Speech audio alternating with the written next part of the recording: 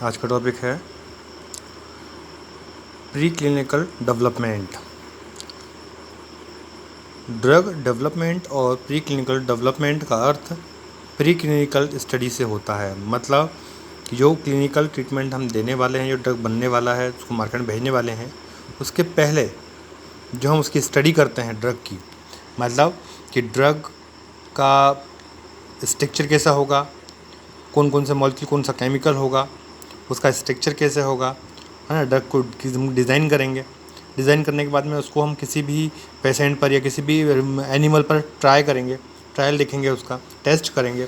Test के उसका जो इफेक्ट है एनिमल में वो देखेंगे। इफेक्ट देखने के बाद में उसको फिर ह्यूमन बींग्स पर ट्रायल करेंगे, उनका इफेक्ट देखेंगे।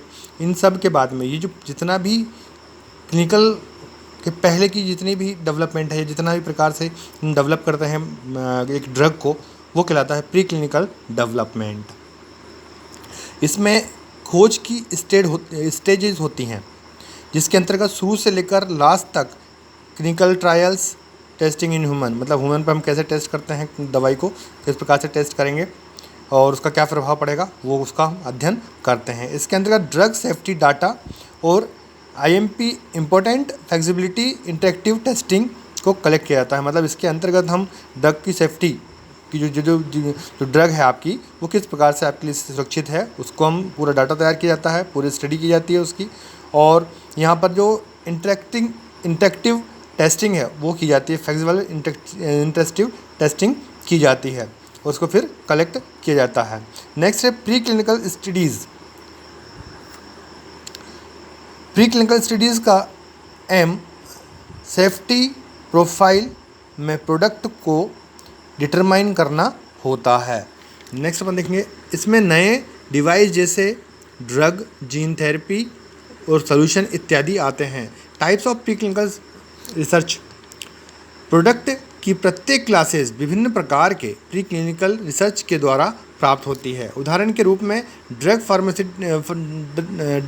फार्माकोडायनामिक्स या pharmacokinetics, toxicity test, animal testing ETC से ड्रग का प्रोडक्ट प्राप्त करते हैं। मतलब जब ड्रग को हम प्राप्त करते हैं तो फार्माकोकाइनेटिक्स, जो पिछले भी आपको चैप्टर में पढ़ा चुका हूँ मैं, वो उसकी टॉक्सिसिटी के द्वारा, उसकी टेस्टिंग के द्वारा हम ड्रग को प्राप्त करते हैं।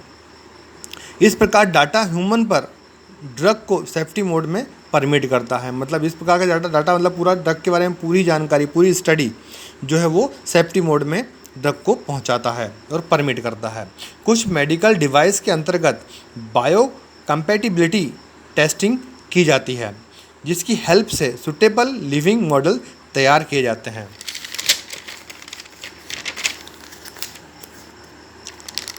मोस्ट प्री क्लिनिकल स्टडीज़ के अंतर्गत GLP गुड लेबोरेटरी प्रैक्टिस आता है। इसमें इन विट्रो या इन वेवो टेस्ट का यूज़ किया जाता है, परंतु ये बहुत टिपिकल टाइप का होता है। इसके अंतर्गत किसी विशेष ऑर्गन पर ड्रग की टॉक्सिसिटी का अध्ययन किया जाता है, अर्थात मेमेलियन प्रोडक्शन पर लॉन्ग टर्म कार्सिनोजिन इफेक्ट या टॉक्सिक इफेक्ट की स्टडी की जाती है। एनिमल टेस्टिंग, इसके अंतर्गत ड्रग की इंफॉर्मेशन कलेक्ट कर सेफ ह्यूमन टेस्टिंग की जाती है। मतलब सबसे पहले हम ड्रग बनाते हैं तो एनिमल पे टेस्ट करते हैं, उसके इफेक्ट देखते हैं, यदि पॉजिटिव इफेक्ट है, सही इफेक्ट है, तो हम उसके जो नेक्स्ट लेवल पर या नेक्स्ट स्टेप में हम ह्यूमन पर सेफ्टी मोड में टेस्ट करते हैं।